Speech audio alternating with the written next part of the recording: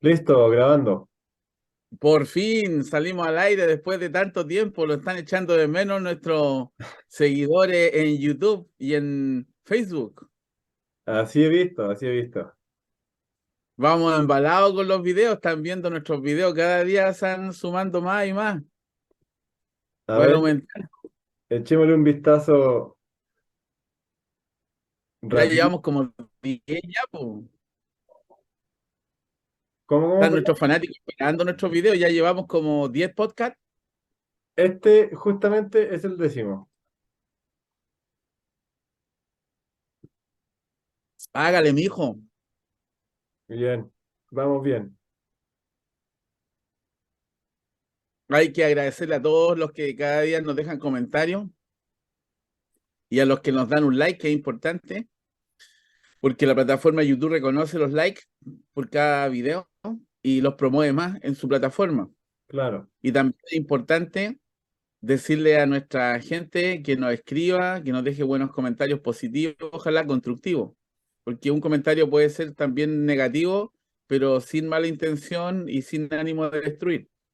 Así que esperamos todo tipo de comentarios de todas las personas y que nos promuevan con sus amistades, con sus amigos, para seguir creciendo en esta hermosa aventura que nos propusimos hace ya unos meses atrás contigo, de hacer un podcast donde profesores del área de educación física hablen de la educación, hablen de pedagogía y hablen de su especialidad, que son los deportes, la recreación, los juegos y todo lo que involucra el espectro del tiempo libre. Así que yo creo que hemos ido de a poco avanzando y cada día vamos a ir sumando más visitas, más adeptos, pero yo estoy contento porque por lo menos nos ven, porque tampoco no nos podría, a lo mejor no podríamos tener cero visitas y ya el hecho de que hayan 80 visitas en un video ya es bastante bueno. claro. Y más de 80 en el que te decía la otra vez de ¿Cuál? el tercer capítulo que hicimos sobre pedagogía del ocio, recreación, sociedad del cansancio. Ah, ese es del Yul Chun Han. Yes, así es. Y esta semana, mi estimado, ay, casi se me cae el mate. ¿De qué, cuál es el tema? El tema iba a ser los Juegos Panamericanos en Chile y los Juegos Olímpicos de Moscú del año, no miento, no me acuerdo la verdad. Yo creo que parece que habíamos quedado en que el tema iban a ser los estilos de enseñanza, los métodos de enseñanza en el área de los deportes, de la educación física y de la pedagogía. ¿Estoy Exacto. mal? ¿Estoy bien? Está excelente. Habíamos quedado eso porque habíamos comentado el libro que, que habíamos visto. Yo lo había visto en Instagram y después lo vi en Facebook que tú lo compartiste. Lo estoy abriendo en este momento a ver si me responde. Que es el libro de modelos pedagógicos para la educación física, ¿no? ¿Qué, cómo, por qué y para qué?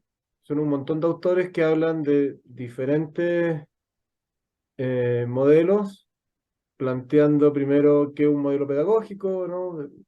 De ahí el aprendizaje cooperativo, el aprendizaje de juego, la enseñanza comprensiva del deporte, educación deportiva, responsabilidad personal, y de ahí un montón más, ¿no? Eh, Súper interesante para nuestra área, tiene una variedad bien interesante y obviamente con, eh, con la justificación académica y pedagógica necesaria para entender las diferencias entre las opciones que muestran, de los por qué, cómo, cuándo, ¿no? Etcétera. Voy a compartirla, a ver si... Tipo, para que la gente no todos conocen ni han visto el libro, entonces Exacto, aprovecha de promoverlo. porque está muy bueno, de verdad. Ahí está, mira. Modelos pedagógicos en educación física, qué, cómo, por qué y para qué. Y ahí están los coordinadores y todos los autores que hay acá. Que me parece genial que tanta gente coopere y colabore para un, para un material de este tipo. Y acá sale el índice que está bien, como te decía, súper interesante, con una introducción de qué es un modelo pedagógico, de ahí lo que ellos llaman los modelos básicos, de ahí los emergentes. Mira, ahí hay uno de educación aventura, autoconstrucción de materiales, ludotécnico y la posible hibridación y algunos modelos en vías de consolidación, autorregulación, gamificación, evaluación formativa y compartida. Eh, y obviamente, como sale ahí en el capítulo 12, la hibridación me parece como un camino a seguir en el sentido de que no siempre vaya a poder plantear un modelo específico para una realidad, sino que va a tener que ir cambiando cosas, no se adapta, no tienes tantos materiales, o no tienes la infraestructura, o la cantidad de niños, la cantidad de horas, ¿no? Las condiciones climáticas, en fin. Está bien interesante. A mí en particular me gusta porque lo he estudiado un poco y lo he trabajado el número 3 que son los enseñanza comprensiva del deporte, que está en relación a, primero, los intereses del niño y de la niña, como eh, sus deseos, sus intereses, como ya dije, en función del juego y de cómo expresarse a través del juego. Es súper deportivo, ¿no? Em, pero me gusta porque ofrece la posibilidad de salirse un poco de la enseñanza tradicional, disciplinada, media militar, en la que yo le digo al niño qué tiene que hacer y ellos simplemente repiten la técnica, sino que se ofrece... Comando directo. ¿Perdón? El famoso comando directo que tradicionalmente se ocupa en todo el mundo y es más Absolutamente. utilizado, yo Acá creo que por dan los muchas profesores. más iniciativas a los niños y posibilidades de desarrollo y tiene otra concatenación metodológica cuando lo está enseñando y está también enfocado a temas de estrategia, de cómo pensar el juego, ¿no? No solamente la repetición, sino que mucho por aplicación. Eh, de hecho, la traducción dice enseñar juegos para el entendimiento, ¿no? Y habla de games, no de sports. La traducción ahí, no sé, está media discutible, pero me gusta por eso, porque es justamente para entender la aplicación de la técnica deportiva y a través de la técnica deportiva, me gusta porque a través de esa técnica puedo desarrollar la estimulación motriz, que, que a mí me, me llama como uno de los objetivos principales también en educación física, ¿no? ¿Por qué? Porque después cuando uno es grande, en general, o si tiene hijos, o si está jugando con un grupo de amigos, uno se da cuenta ya como profesional que hay personas que no lograron estimularse o que no fueron estimuladas motrizmente y sus patrones motores básicos, lanzamiento, carrera, ¿no? Salto, están atrofiados, no están desarrollados. Y los deportes en general te dan la posibilidad de desarrollar todas esas habilidades motrices básicas, que en general en el adulto puede que no se note tanto en ciertos momentos, pero en determinados contextos o en muchas situaciones de su vida te sirve, ¿no? Y no estoy hablando de la resistencia en la carrera, sino del tema motriz, que, a mí por lo menos me gusta desarrollarlo a través del deporte. Entonces esa me gusta. El cuarto de educación deportiva también me gusta y lo trabajé, me acuerdo, en Estados Unidos, en un colegio en el que no hallábamos, trabajé en un colegio que era principalmente de niños de familias mexicanas o niños mexicanos. Los niños, la mayoría nacieron ahí, pero sus familias venían de México, entonces eran muy mexicanos. Eh, y era uno de los colegios o sea, de las comunas pobres del sector de la bahía, en San Francisco, por ahí, en Oakland. Era como la comuna pobre entre todas las comunas que estaban ahí. y teníamos una pelea gigante porque los niños querían, como en todos lados, querían simplemente o no hacer nada o hacer lo que ellos quisieran, que era básicamente conversar, estar en el celular y jugar. Ahí en vez de fútbol era fútbol americano o básquet. Era como eso. Pero había una gran cantidad de niños en los cursos con los que trabajábamos, que siempre trabajaba con un colega. Teníamos dos cursos al mismo tiempo, los dos octavos, los dos séptimos, los dos, no, sextos y quintos también, que había un gran porcentaje de niños que no querían hacer nada, que no les llamaba la atención la educación física. Entonces era todo un reto, fue un logro hacerlos trotar al principio como para calentar, solamente para calentar. Y empezamos haciéndolos caminar, así fue pero un logro. Y en algún momento compramos, esto es como un, un, un chascarro que nos pasó. Dije, pero ¿cómo lo podemos hacer más interesante? Y en algún momento, no me acuerdo quién pensó, si él o yo, en pedómetros. Dijimos, "Ah, compremos pedómetros porque si lo hacemos caminar van a empezar como a mirar eso porque les gustan los números y esas cosas. Eh, la cuantificación, para hacerlo más palpable un poco. Y, y después van a querer mejorar y que sí, ya. Compramos 50 pedómetros. Baratísimo, como $2 cada uno, a China. Te juro que están entrando los pedómetros al colegio, porque los fui a buscar yo, abro la caja, pasa uno de los niños que no le gustaba hacer educación física, y dice, Mr. Rojas, ¿qué es eso?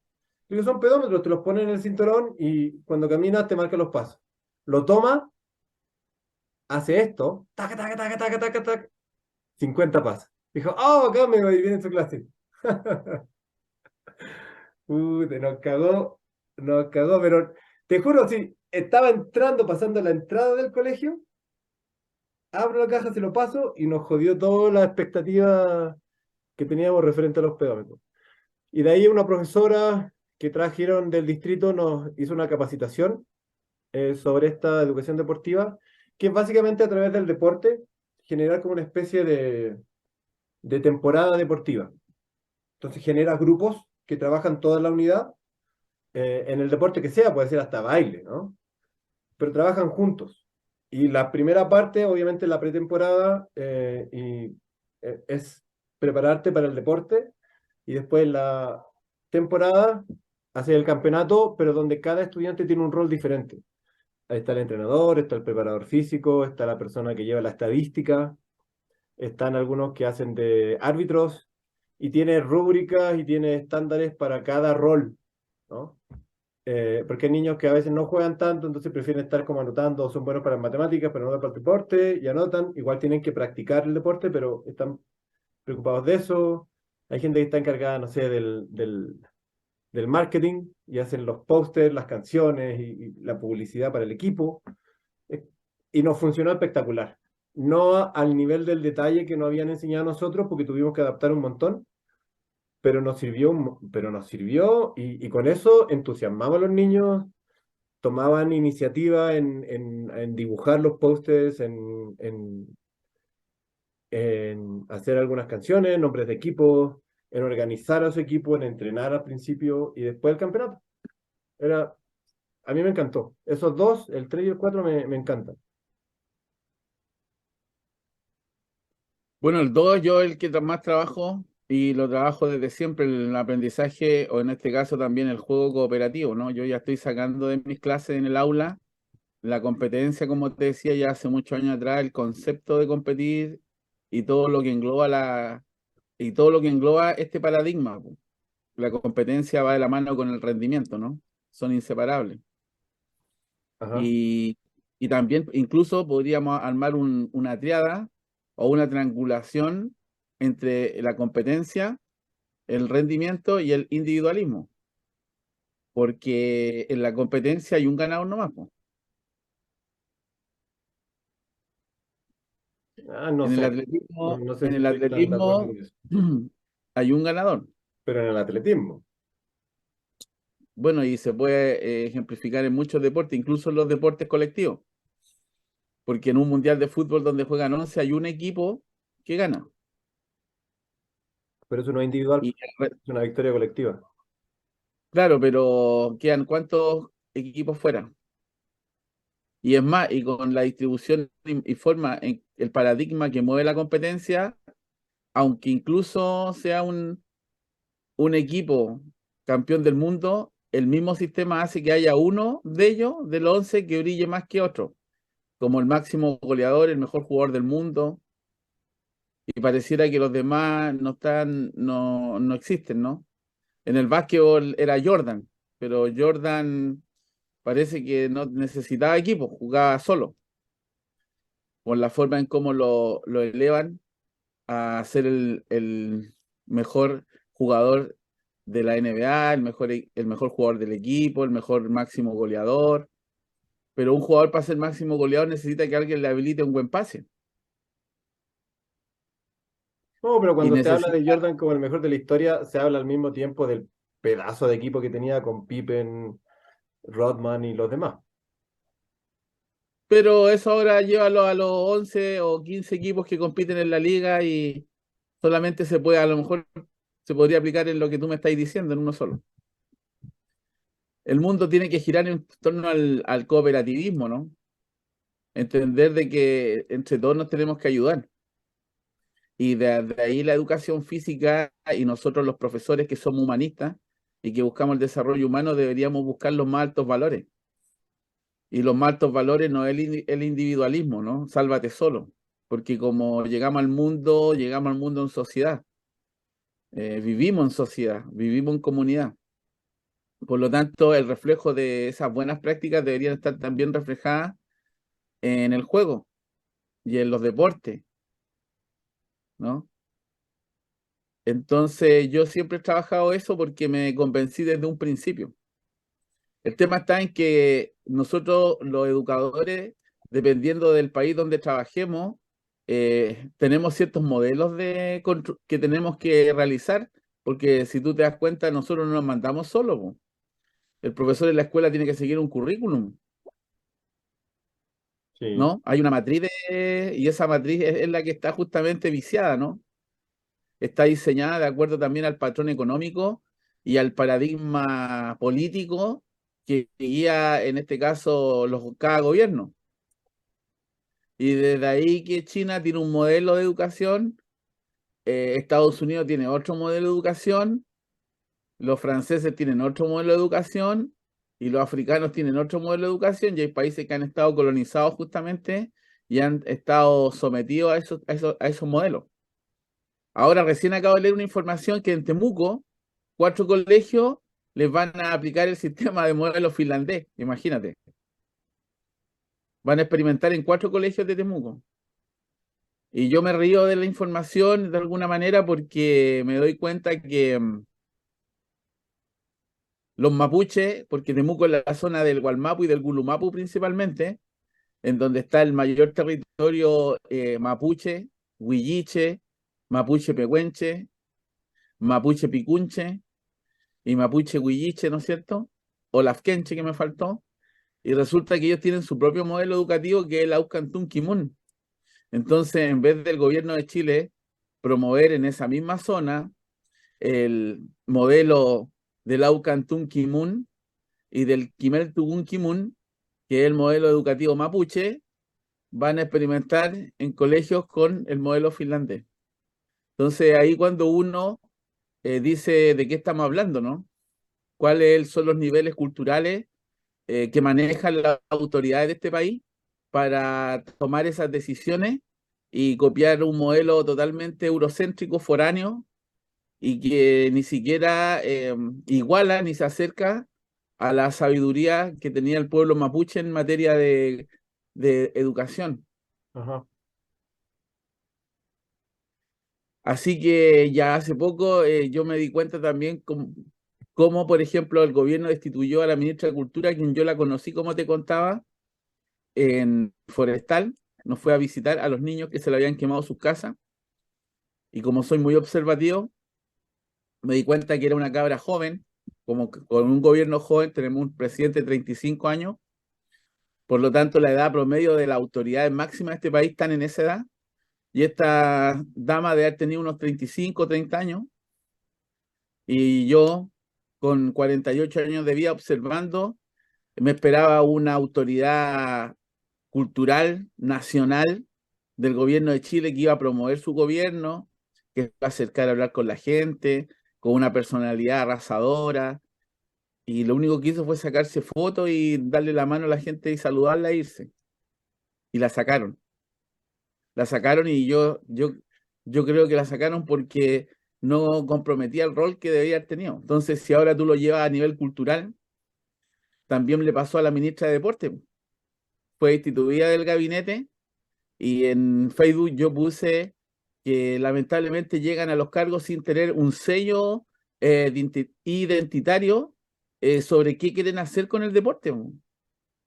No explican qué van a hacer desde su cargo con el deporte. Nadie sabe cuáles son sus objetivos, su paradigma, su visión de la recreación, del tiempo libre y del deporte o de la educación física. Porque lamentablemente en este modelo presidencialista tú no podés brillar más que el presidente. No podía pagar al presidente. Entonces, el modelo hace que muchos, desde mi punto de vista, quienes llegan a estos cargos que están de autoridades nacionales, tienen que también someterse a lo que dicta el presidente de la República en este caso. Y así llegó un exjugador de fútbol, los dos de la misma universidad, de la UNCE, que hasta el día de hoy yo no les conozco cuál es el sello político deportivo que quieren hacer, po.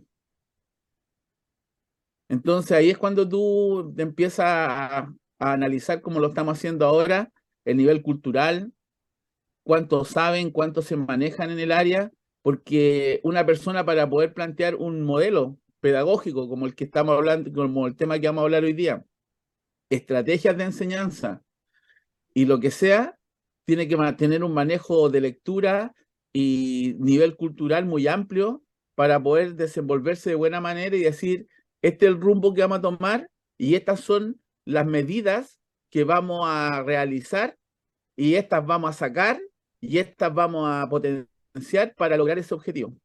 Y lamentablemente, reconozcámoslo, en el ámbito deportivo, pedagógico de la EFI, estamos al debe. Claro. Yo te iba a preguntar cómo manejas tú en términos de los modelos de educación física, cómo manejabas tú en el colegio la unidad de las actividades al aire libre.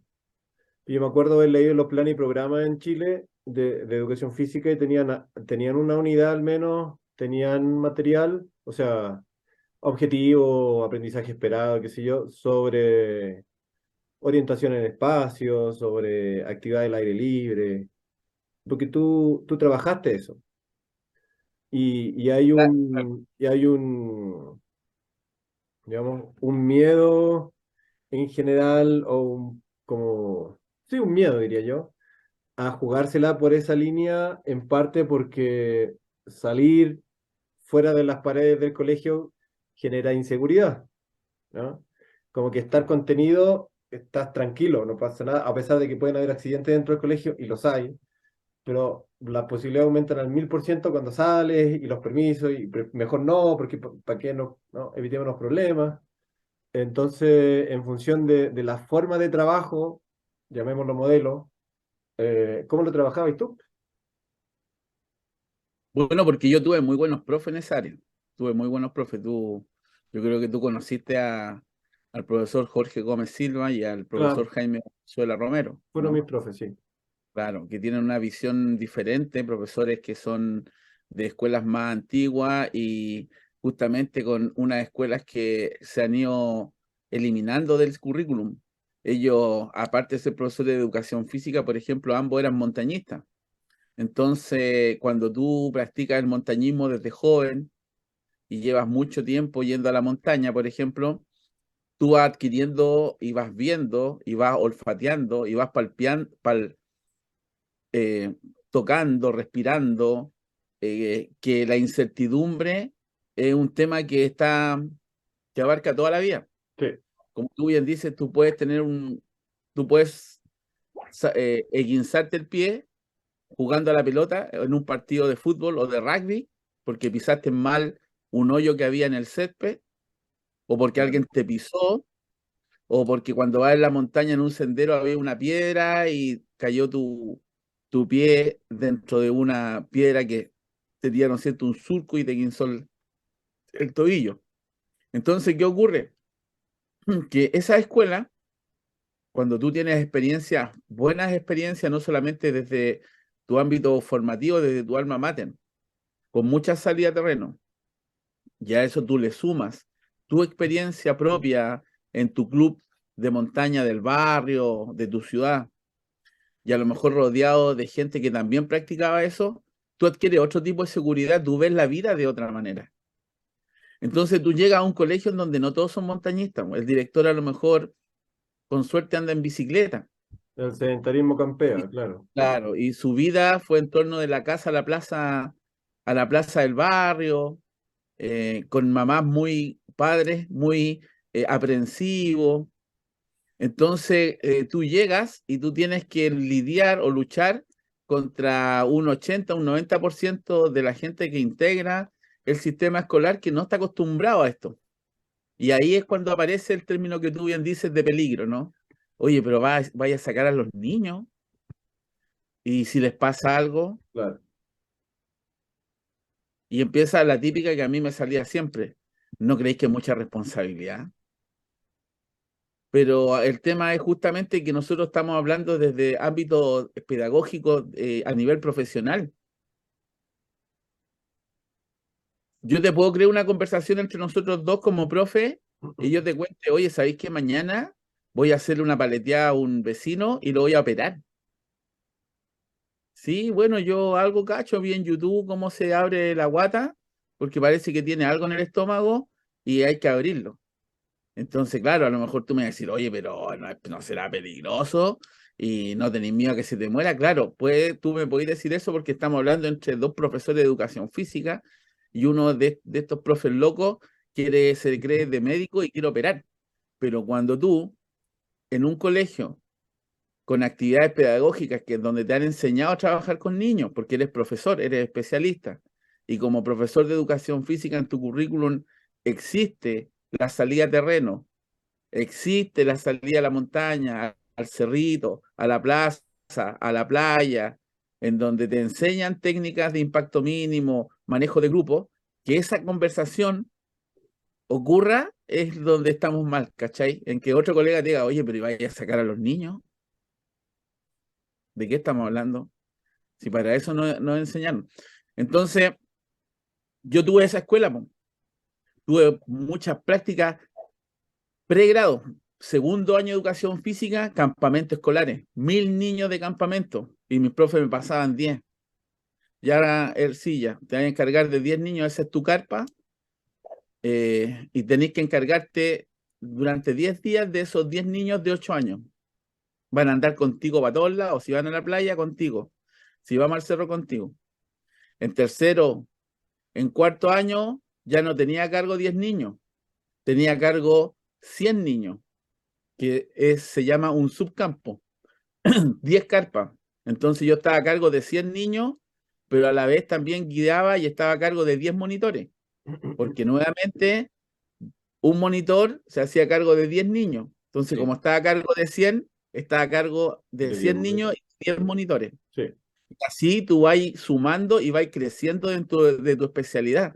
Y eso te va dando seguridad porque vais sacándolos ya. Ahora yo sacaba 100 niños y lideraba y decía para dónde íbamos a ir, coordinaba. Entonces esa experiencia es la que a ti te permite después llegar al colegio y decir voy a sacar a los niños a la playa, vamos a ir a trotar.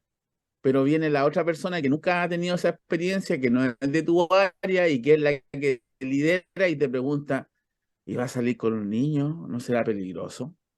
Y después le sumamos todo lo que tú dices, la burocracia educativa, que más que ayudarte, te impide sacarlo, que es que todos los niños tienen que tener permiso de los papás.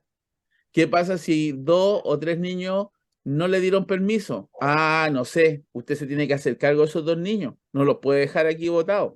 claro. Entonces se superpone una serie de problemáticas en torno al tema que al final es lo que tú dices, po. Al final terminan impidiéndote el mismo sistema educativo y burocrático, termina más que fomentando una educación de excelencia, termina más bien impidiendo educarte. Y ahí viene todo lo que hemos hablado en muchos capítulos sobre que el sistema educativo no apunta al desarrollo humano, sino que más bien busca que nosotros formemos trabajadores responsables, disciplinados, que no conozcan más allá de que no disfruten más allá del placer de trabajar, que ojalá que entiendan que el único derecho que tienen en esta vida es el trabajo, porque para el ocio no es conveniente. Y, y eso, y ahí es cuando viene todo lo que hemos estado hablando en muchos capítulos, porque ha sido interesante. Entonces, yo creo que por ahí parte el asunto, por Luis Emilio, parte de la formación pedagógica y del paradigma y visión del contexto sociocultural, como te alimentaron primero el cerebro, porque el motor para poder decir, voy a hacer un campamento, vamos a fomentar, por ejemplo, la bicicleta en la Claro, escuela, para hacer que los niños desde chicos aprendan a movilizarse activamente. Cuando tú tienes unos principios e ideas claras, esos son los motores que después te llevan a tomar decisiones e incluso a pelearlas. Pero cuando tú tienes poca peso cultural, cuando tú no tienes convicciones y no estás alimentado con una estructura y un peso cultural, bueno, te dicen, no, ¿para qué, Luis Emilio? Es peligroso, no te metas en problemas. sí. Y ahí cuando tú decís, ah, ya, tenés razón, ya, los voy a hacer correr alrededor de la cancha. Ah, sí, ya, eso, dale, dale. Entonces, ahí está el tema, pues, y eso es lo que tenemos que fomentar entre nosotros, por el debate cultural, porque detrás de cada movimiento, incluso político, cultural, ecológico, siempre hay una idea muy potente. La alimenta y la sostiene una idea. Y ahí es cuando nosotros, yo te digo, nos dicen los ese músculo, porque muchas veces ejercitamos, pero no sabemos para qué.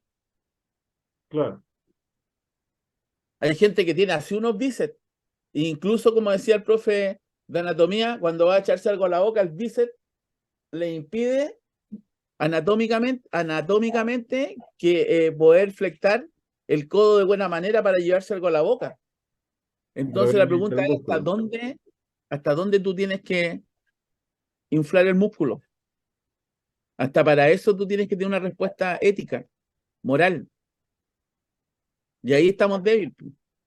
Ahí estamos débiles. Por eso me gusta esto que estamos haciendo. Porque tenemos que reflexionar en torno a lo que hacemos. Desde el loco que hace fisiculturismo, ¿para qué? ¿Con qué fin? Desde el compadre que hace salida a terreno, ¿para qué? ¿Con qué fin? Y si voy a aplicar un modelo pedagógico, ¿para qué? ¿Con qué fin? Y no repetir, porque el libro que tú acabas de mostrar a mí también me gustó y yo valoro siempre a alguien que escribe libros y publican, yo lo encuentro notable, yo lo aplaudo. Pero también tenemos que ser honestos, el papel aguanta mucho. El libro lo encontré demasiado técnico, ultra técnico, lo cual igual, como digo, lo felicito. Está bien, es un estilo más. Pero hay que decirlo, no todo es fácil llevarlo al papel. No todo es del papel, no es fácil después llevarlo a terreno. Y a mí ahí es cuando me quepa esa duda. A veces prefiero algo un poco más simple que me permita llevarlo a terreno y decir, ah, mira, esto que decía aquí, lo pude hacer. De repente hay cosas en el papel que son muy técnicas, que tienen muchos términos, muchas vericuetos para lograr un método y no lo entendí bien y la tratáis de llevar al terreno y no te resulta y no te convence. Entonces ahí es Claro. cuando uno tiene que jugar con esas cosas. Sí, sí. Yo, a propósito del libro, digamos, y del tema de la competencia, voy a volver un poquito a eso, porque yo cuando trabajo en los cursos ya más grandes, estoy hablando de cuarto básico, posiblemente tercero, porque trabajo con los más chiquititos, pero y también cuando trabajaba con los más grandes. Nos quedan 3 minutos, no sé si te das cuenta, por si acaso. Ya, paremos acá entonces y seguimos, Sí, eh, para que no perdamos la para no idea. perder el hilo, sí. Paremos acá ¿Ya? y seguimos. A ver, Ya. Hágale, mijo, ahí estamos. hágale, mijo. ¿En qué habíamos quedado? Esta es la segunda patita, se nos pasa volando la primera parte, mijo. Sí, habíamos quedado en que yo quería volver un poquito al tema de la competencia y eso, porque, digamos, como base está claro que en esta sociedad está hiper competitiva e hiper individualizada, ¿no? Donde se premia al mejor o se premia al al que llega primero o se le da mucha más luz y mucha más cobertura a los que ganan, ¿no? Y ese es un defecto que hay en los medios de comunicación y en la sociedad, en la cultura de esta sociedad en general, porque se sobreexplota la competencia, ¿no? Y eso está claro. O sea, hay un diagnóstico bastante unánime respecto de eso. Eh, Más allá de si uno está de acuerdo o no, o si le gusta o no la competencia, pero eso es cierto, estamos inmersos en una sociedad súper competitiva que castiga el ocio, que castiga el descanso, que premia el trabajo duro y el esfuerzo. Y cuando dicen en el gimnasio, además, sin dolor no hay esfuerzo, o no pain, no gain, son, eh, para mí, tonteras que son propias de la cultura en la que vivimos, de la cultura dominante. Eh, Sin embargo, reconociendo que estamos dentro de esa cultura y peleando en diferentes frentes, yo, por ejemplo, uso la competencia que sí está y sí ha estado siempre digamos, en, en las sociedades como herramienta pedagógica. Por ejemplo, para el manejo de la frustración en términos de emociones. Para el trabajo en equipo, cuando trabajamos en equipo, así sea en tenis duplas, ¿no? Cuando trabaja la competencia desde el atletismo, porque me acuerdo haber visto un video, por ejemplo, de un entrenador que decía, mira, hay gente que entrena 4 años, estamos hablando ni siquiera de niños, estamos hablando ya de gente que va a competir. Hay gente que se entrena 4 años para ir a la Olimpiada sabiendo que no va a ganar, ¿no? Eh, y incluso hablando de Michael Jordan como, digamos, el mejor, el tipo decía... eh, todos ven los puntos que hago y los 40 puntos semanales, pero nada ven cómo me saco la mierda entrenando también, ¿no?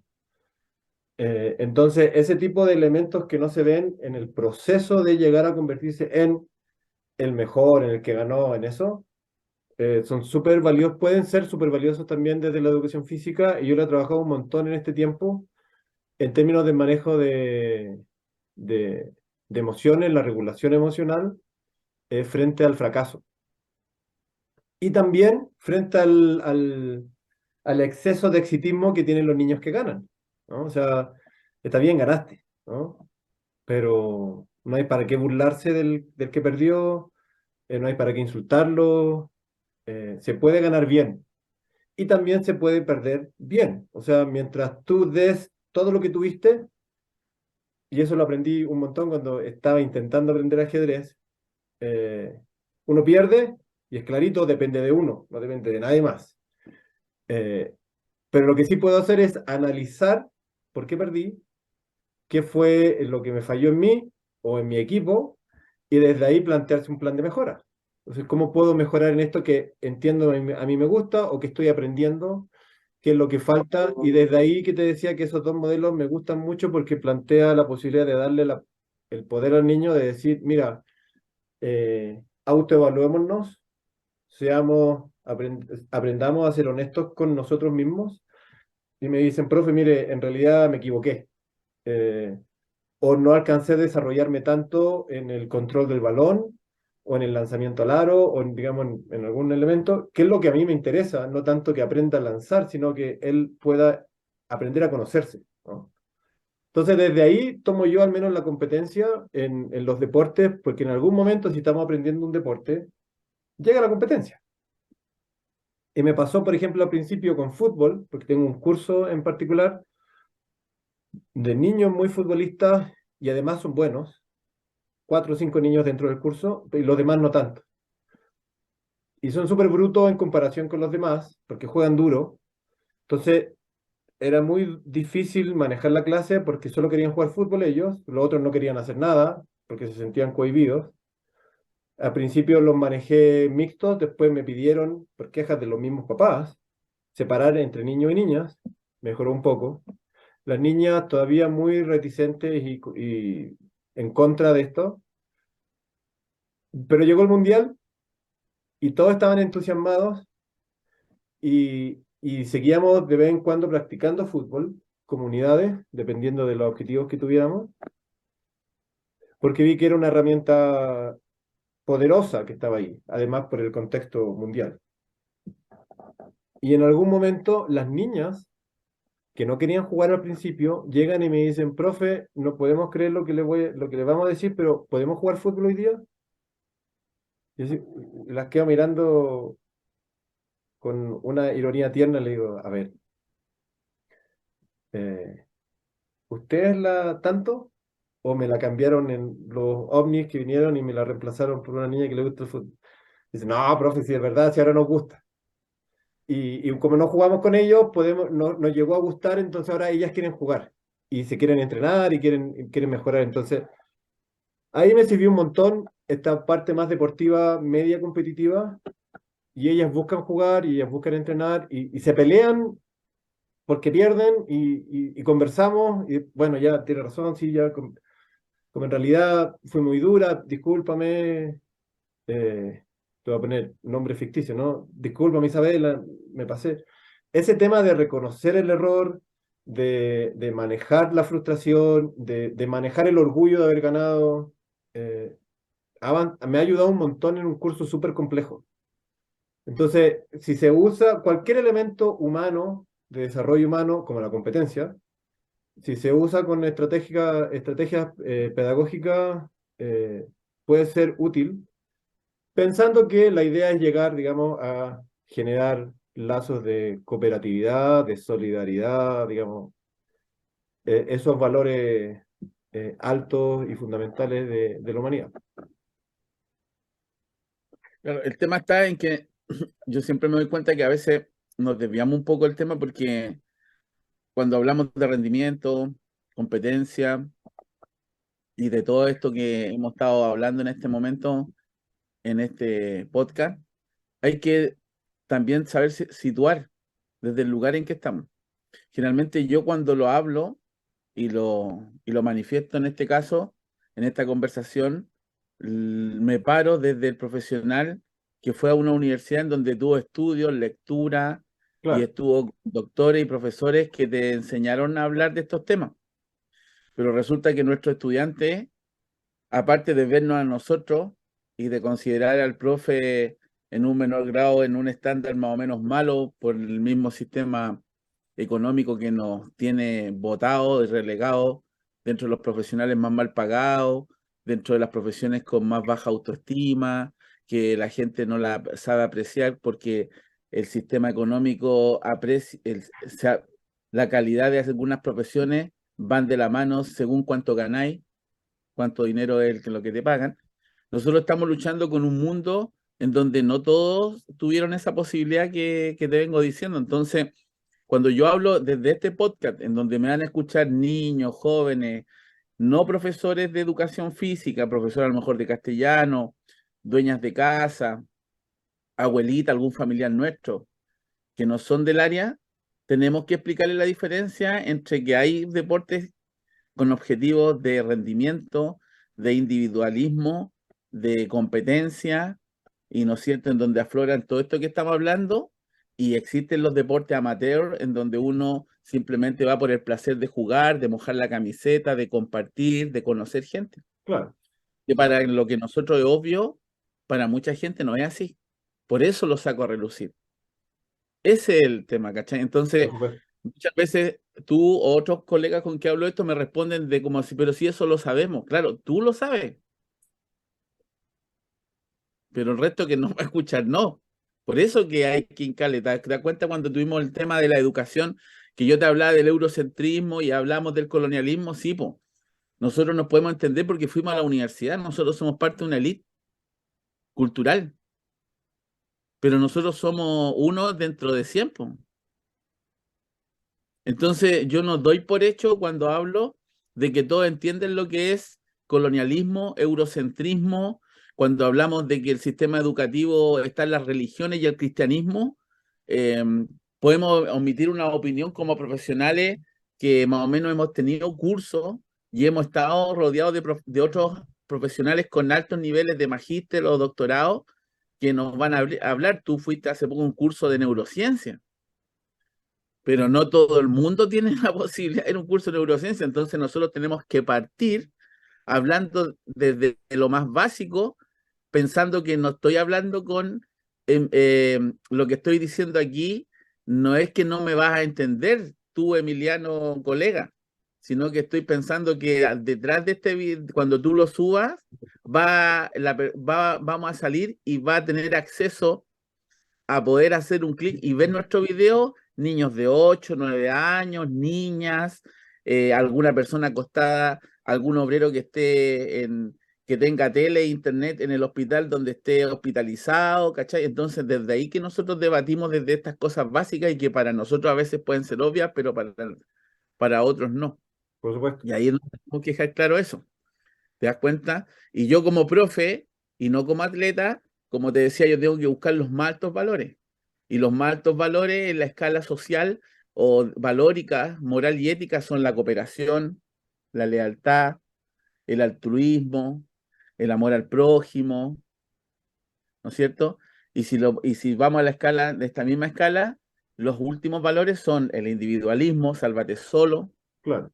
la competencia, es que yo soy mejor, por lo tanto, no eres igual a mí. ¿Mm? Y eso es lo que vemos en la televisión, pues eso es lo que estamos viendo, porque Messi no fue a la universidad y Messi no tiene por qué dominar lo que estamos hablando nosotros. Entonces Messi cuando estaba en el Barcelona era figura. Y yo escuchaba por ahí que parece que el equipo jugaba para él y hacía un promedio de goles que ahora no lo hace en el PSG. Claro. Y al parecer en el PSG el equipo no juega ya para él.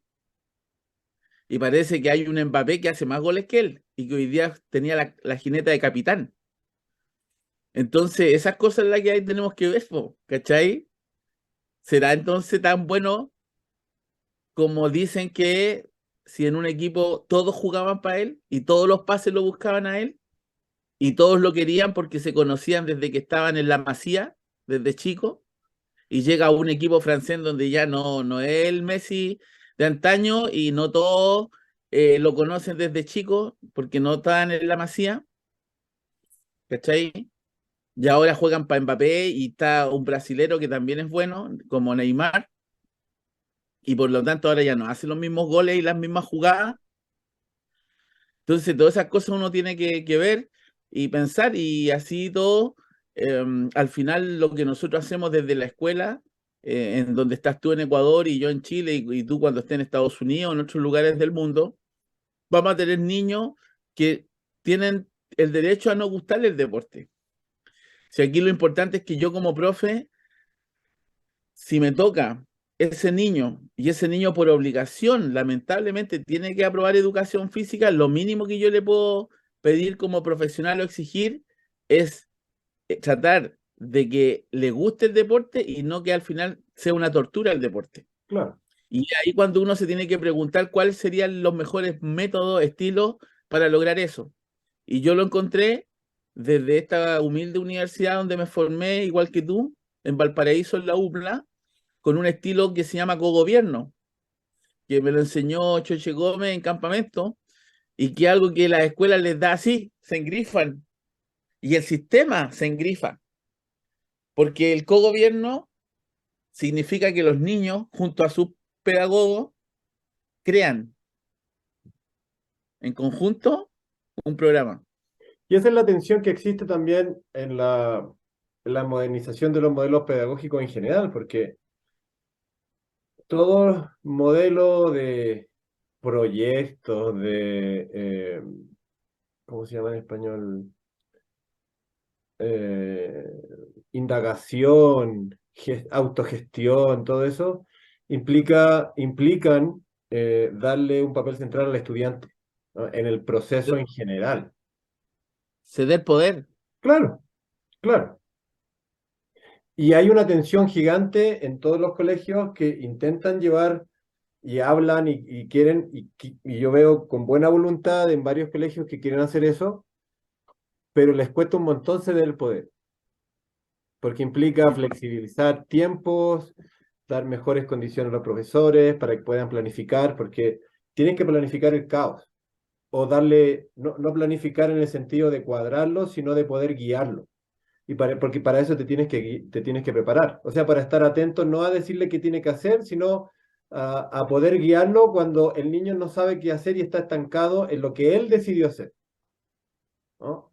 Entonces, prepararse para eso requiere un tiempo mayor y todos te dicen, para trabajar en la metodología basada en proyectos, requiere un tiempo mayor de preparación al inicio porque está abriendo el caos, ¿no? Pero en el transcurso del trabajo se va, el caos tiende al orden y después al desorden y así, pues, ¿no? Esa es la vida que se traslada a la educación. Pero para eso necesitas tiempo también, ¿no? Y si no tienes tiempo, el tema de los proyectos es un saludo a la bandera, ¿no? Está en papel, pero no.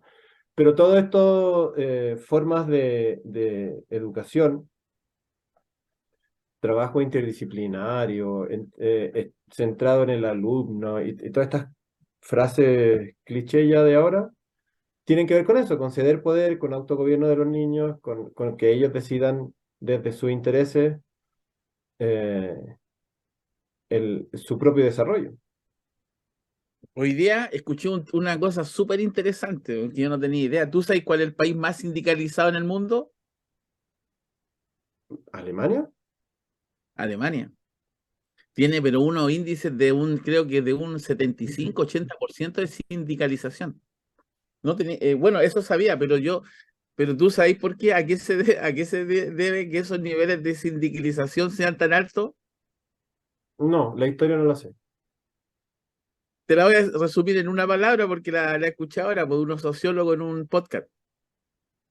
Porque los alemanes le permitieron a su obrero la coadministración de la empresa, Sí, yo así sé que como existe. en la mesa directiva de la empresa hay representantes de trabajadores en la toma de decisiones. Depende de la cantidad de trabajadores Exactamente. que tienen, en la cantidad de representantes que Claro, tienen, po, que están aparte de exactamente. los sindicatos además. Y no están en decisiones bajas, medias, están al mismo nivel Sí, de los dueños, sí, pues ya, eso pues, lo ¿y sabía. eso qué requiere? ¿Cuál es el paso? ¿Por qué llegan allá? Por un sistema educativo, pues, que permite que desde chico el poder se vaya cediendo. Cosa que cuando lleguen a adultos, aunque el tipo sea parte de un obrero o un técnico industrial de nivel medio, el tipo tenga la capacidad de sentarse con el dueño de la empresa y los altos gerentes para en la mesa decir, mira, ustedes quieren hacer esto con la empresa, pero nosotros los obreros podemos decir que la productividad no va a ser como ustedes piensan en el papel, porque nosotros para desarrollar un neumático o la llanta del neumático, nuestros obreros necesitan tantos días y ustedes están pidiendo que hagamos el doble de eso y no nos alcanzan la hora. Ah, entonces ahí se produce, ¿no es cierto?, una simbiosis, po. Y esto es lo mismo en los colegios. Por el colegio, el gerente de la empresa es el profe.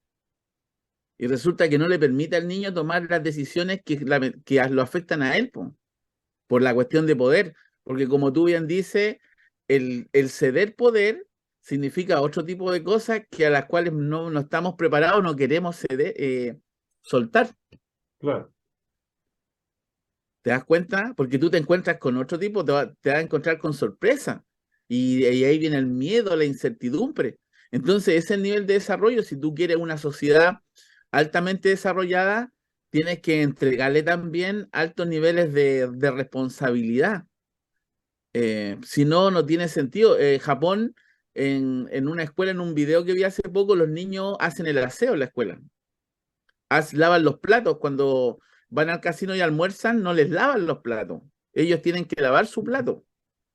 Entonces, si tú te das cuenta en ese puro punto, en donde tienen que hacer el aseo de su sala cuando se van, dejar la lista, cosa que al otro día, cuando entren, esté limpia. Y que en el mismo colegio, aparte, cuando almuerzan, tienen que servirse y lavar sus propios platos y dejar todo limpio y en orden para el otro día volver a ocuparlo. Tú ya estás sacándole de la mente algo tan importante como es que ellos no conocen el concepto de empleados, po. En cambio, en Chile muchas veces yo escuché a algunos estudiantes en el liceo que los pillé botando el papel del Super 8 ahí Yo le decía, oye, ¿por qué botáis papel? Bueno, pero si hay auxiliares, pues, para hacer trabajar la auxiliar que se gane la plata, pues si le pagan para barrer y hacer el aseo, po. ¿Y para qué están? Me dicen. ¿Te das cuenta? Entonces volvemos, que la educación es poderosa y tú puedes desde chico modelar hacia dónde quiere ir tu sociedad, Y a veces te toca hacia el modelar no solo consumismo. los niños, sino la familia, por lo mismo. Claro, po. Claro, pues entonces por eso digo que hay que discutir lo que queremos hacer dentro de un entorno curricular o escolar, po. ¿Qué pasa con la naturaleza, po? ¿Cómo la vemos? ¿Cachai? ¿Qué pasa con la ecología? ¿Qué pasa con con tener arbolitos? Hay muchos colegios en Chile que no tienen ni un arbolito en el patio. Y después queremos que los niños cuiden la naturaleza. En ningún colegio acá hay animalitos, que podrían haber alguna jaula, o no sé, o tener algunos caniles con perritos, para que los niños cuiden al perro, lo alimenten, lo laven.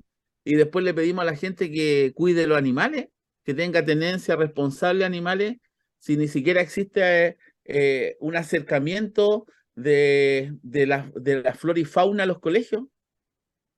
Porque tú por último podrías contratar, no sé, al jardín botánico, pedirles que vengan un día con una camioneta y que te traigan cactus, plantas que tienen allá y alguien que les hable, les diga que hay plantas que se riegan todos los días, otras no, que este está el arbolito, ni siquiera eso hacen y para peor, entrar y es puro cemento. Entonces después, ¿cómo queremos que los niños cuiden los árboles o la naturaleza si no lo acercaste en los 16 años que estuvieron de escolaridad? Entonces, los estilos, los modelos pedagógicos, tienen que todo eso tomarlo, po, y visualizarlo. Entonces, tenemos modelos, estilos pedagógicos rascas, pues si el Valparaíso no han podido terminar con los micros basurales, la gente sigue tirando basura a, por los cerros, por las quebradas. Las calles están todas cochinas, están todas llenas de plástico. Y cuando hay un arbolito creciendo por ahí de manera natural, al otro día lo veis sin una rama, porque ya le quebraron una rama. ¿Cachai? Entonces, hay cosas que son tan simples que se pueden hacer con voluntad, pero no existe porque el nivel y la calidad de los métodos de enseñanza que tú recibiste, que yo recibí, fueron tan rascas que ahora que somos profesionales ya vamos mancos, po. Vamos sin un brazo y sin un ojo a hacer clase. Y nos superan cualquier modelo nuevo que llegue, por muy en el papel que suene bonito, ya nos deja mareado y atrofiado porque creemos que es demasiado, porque no tuvimos esa posibilidad. Yo creo que muchos de nosotros, tú o yo, que tú que has podido salir y estar en otros lugares del mundo, hay crecido, pero hay crecido porque viajaste, porque viste Claro. otras posibilidades. Pero tú soy uno, pues uno de cuántos. Lo que me acuerdo, el profesor al que quiero mucho, ya está jubilado, pero de la Universidad de La Serena, Carlos Calvo, que en algún momento fue postulado para el Premio Nacional de Educación, nos contaba que le decía a sus estudiantes de educación, eh, viajen. Si hay algo que tienen que hacer en este tiempo, que son jóvenes, que puedan o cuando puedan en realidad, pero sobre todo si van a ser profesores, viajen, conozcan diferentes lugares, diferente gente, diferentes culturas, porque eso enriquece al final, ¿no? De ahí que hablan de la importancia y la riqueza de la diversidad. Eh, y desde ahí que es interesante el tema también de la recreación, la actividad del aire libre, eh, como te digo, toda práctica humana se puede adaptar con objetivos pedagógicos. Por ejemplo, yo tengo niños en el colegio que me dicen, profe, que juega tenis o algún deporte en particular a un nivel ya muy superior por el nivel de sus propios compañeros, ¿no? Porque entrena duro. Entonces me dice, cuando tenemos ese deporte en la unidad, Me dicen, profe, pero es que yo no entreno así, y es como nadie juega a mi nivel. Le digo, sí, pero es que esta es la clase de educación física. Primero, no me interesa que salgan deportistas. Ese no es el objetivo de la clase de educación física. Para eso están los clubes donde tú vas, ¿cierto? Porque tú vas a los clubes justamente para eso. Y está perfecto. Si te encanta, dale con todo. Y si tu sueño es llegar a ser profesional y puedes lograrlo, dele. Solo que en la clase de educación física tengo que enfocarme en los valores, en las emociones, en el contacto social, en las habilidades sociales, cómo me comunico con mi compañero cuando estoy enojado. Y para eso los deportes te generan una riqueza inmensa. O sea, en el fondo, los deportes y la actividad recreativa Exacto. son la excusa En el para lograr colegio, lo más importante, que es lo que tú estás hablando, la socialización, claro. la cooperación, La la regulación lealtad, emocional, claro. la alfabetización emocional, ¿no? Dentro de la clase de educación física, trabajamos con el departamento de psicología, una parte de bienestar se llama, ¿no? Y justo estábamos haciendo hoy día un juego en esa clase que a los niños no les gusta mucho porque no pueden jugar, tenemos que estar como en una sala, pero justo era identificar un personaje, bebé, abuelo, mamá, papá, ¿no? Diferentes personajes y una emoción que tenían que gesticular. Y les encantó el juego, o sea, lo hicimos de tal forma que les gustó, porque con otros cursos no pegó tanto, pero era básicamente alfabetización emocional, identificar emociones, saber cómo se expresan con el cuerpo, saber cómo se llaman, porque hay algunas, es como que supiéramos que solamente existe enojado, triste, rabioso, feliz, alegre, ¿no? Y no hay más, ¿no? O apenado, la pena. Y hay un montón más, entonces esa parte de la alfabetización emocional es súper rica hacerla desde el deporte, porque tú conversas después de que perdieron.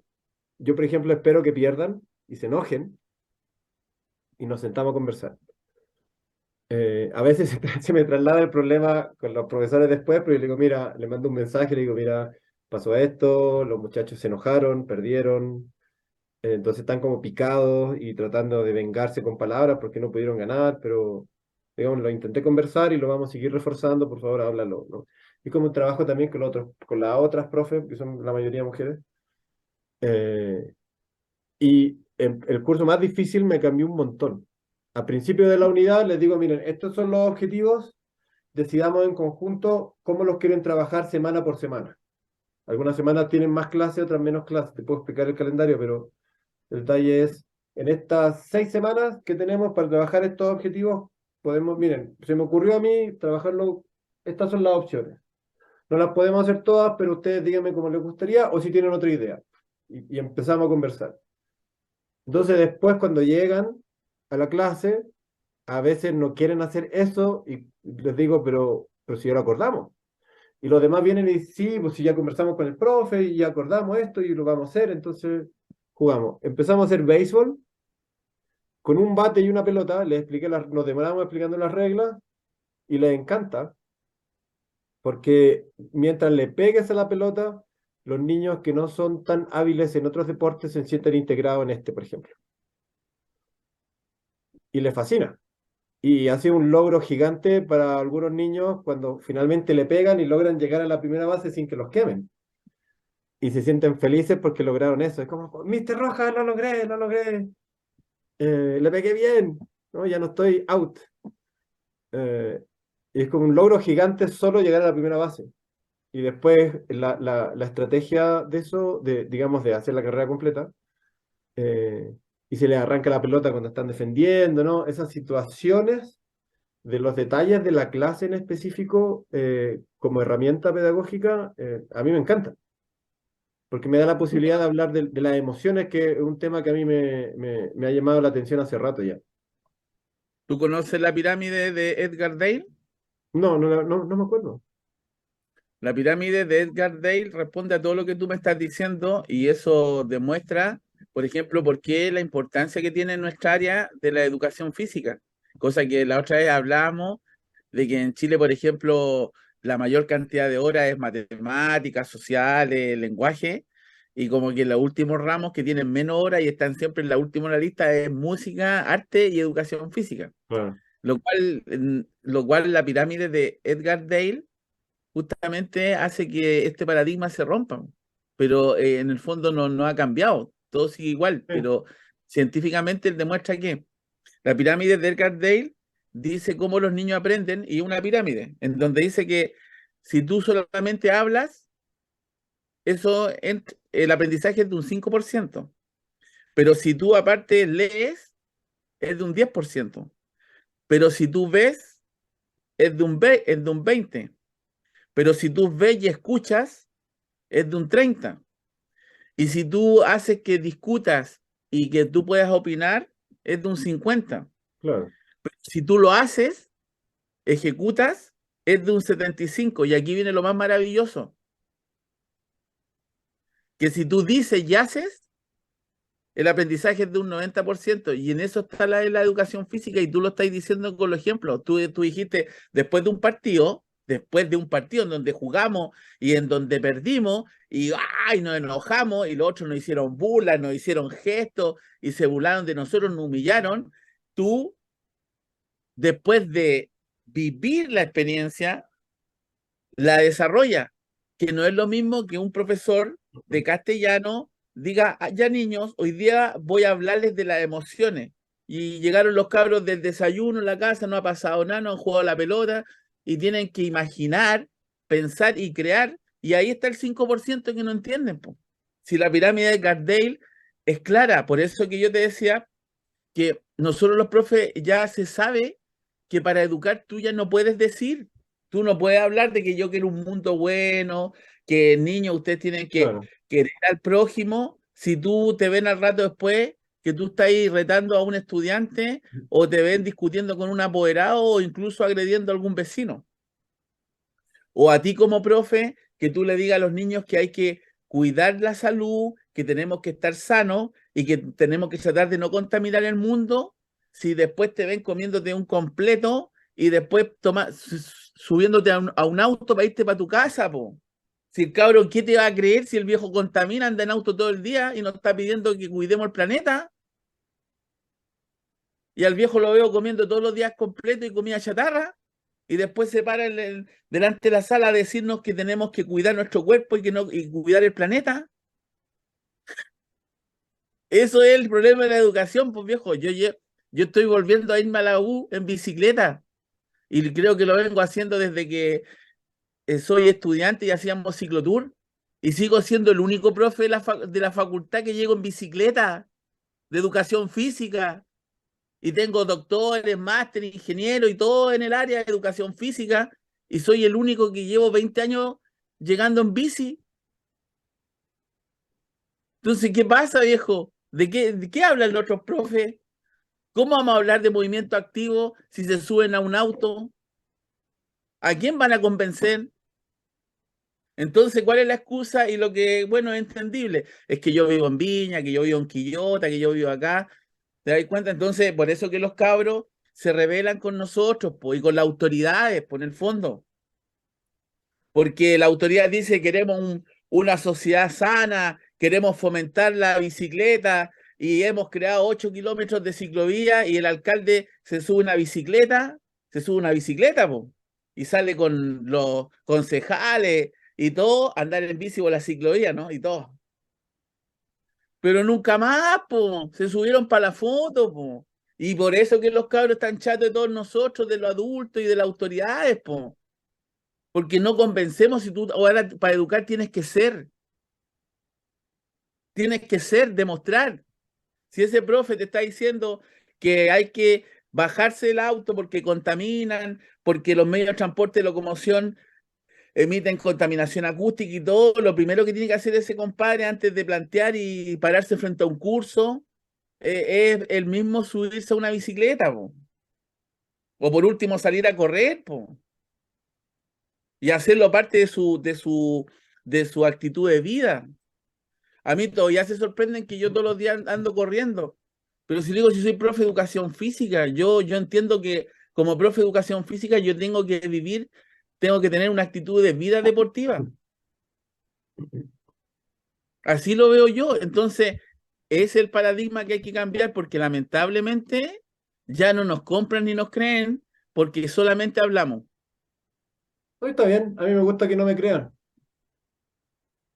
Como yo soy porfiado, hasta que no me demuestren que estoy equivocado, los que crean que estoy equivocado, sigo en lo mío, pero si me demuestran que estoy equivocado, aprendo. Y con los niños cuando me dicen, hay a veces niños que me dicen, profe, ¿sabe qué? No me siento bien, como que no tengo ni un ánimo de hacer la clase, le digo, ya, mire, siéntese, quédese ahí un rato, lo entiendo, todos pasamos por eso. Si en algún rato quiere volver, vuelva. Pero por hoy día lo voy a dejar, porque si no, toda la clase va a querer hacer nada, ¿no? Y yo voy a tener problemas porque el sistema, que sí. Y me funciona súper bien porque no todos me lo piden y en general vuelven a jugar a la clase. Y es como tienen su momento de relajo porque no lo han tenido en todo el día, vuelven y juegan y se activan y ya como que están en otro humor. Entonces me uno a eso. eh, yo soy de los que está bien lejos para llegar en bicicleta al colegio y tengo bus para profesores, así que no es solo un carro. Entiendo que tampoco una persona va a hacer el cambio porque hay países y empresas que contaminan 1000 veces más. Es como obligarnos y hacernos sentir mal porque estamos gastando mucha agua cuando nos bañamos, ¿no? Cuando son en Chile al menos en las mineras las que se chupan y la agricultura las que se chupan todo el agua, ¿no? Pero también hay un poco de responsabilidad individual en eso. Y, y en esa pirámide, el que enseña aprende más. Entonces la idea es poder, digamos, en el deporte se nota clarito cuando los niños practican y después lo ejecutan, lo pueden mostrar. Mira, esto se hace así. Y es claro. Y si no mueves tu cuerpo, jodiste, no puedes. Por más que lo expliques verbalmente. No, no sirve eso. Te ayuda, te acompaña, pero es tu cuerpo el que determina finalmente cómo puedes enseñar en esa pirámide que tú decías, ¿no? Profesor, quedan 2 minutos. Eh, Aprovechemos los 2 minutos de agradecer yo insisto en eso porque es importante que si queremos seguir sumando más gente a nuestro podcast, aparte de compartirlo en las redes, que es importante, que nuestros familiares lo promuevan, que nuestros colegas, que pues, nuestros compañeros, la gente que nos quiere en el fondo, que puede ser cualquier persona que valore nuestro trabajo, pedirles por favor que lo compartan, que lo promuevan, que le coloquen ahí, oye, estos son dos profes rechoros, algunos son pulentos y están hablando de deporte y educación, pero desde una mirada más aterrizada y son especialistas en el área, en el fondo, que es raro en Chile, es raro que hablen de educación dos profes, pues, porque estamos eliminados del sistema, pues si lo, yo creo que tienen temor le tienen temor al profe claro, y al profe en general, ¿no? Le tienen temor, porque nosotros hablamos lo que vemos en el día a día, así que la idea es esa. Estamos tratando de generar contigo, Emilio, y luego van a sumarse más gente, porque ya yo creo que ya tenemos pensado quiénes vamos a invitar, y vamos a abrir también en un chat, en un día sí, podemos hacer un live, en un vivo, ya estamos en condiciones sí, estaría para ir bueno. escuchando y leyendo lo que nos dicen, pero lo importante es eso, por favor, a nuestros amigos que están ahí, que nos van a ver hoy día, cuando usted suba este podcast nuevamente, pedirles desde ya que nos promuevan, compartan Queda menos de un y minuto. les den un like. Le den un like Exacto. que es importante, Que ¿ya? apoyen, que apoyen. Así que eso por Luis Emilio, yo agradecido, habíamos estado dejados por diferentes motivos, no lo habíamos podido hacer el podcast, pero hay gente que nos sigue, así que por ello hay que seguir dándole. Y así seguiremos, mi estimado. Nos vemos en el próximo capítulo, en el capítulo 11. Que descanse y nos seguimos comunicando por interno. Ya, ya, ya, ya, ya. ¡Ay, ay! ¡Ay, mi Peñi!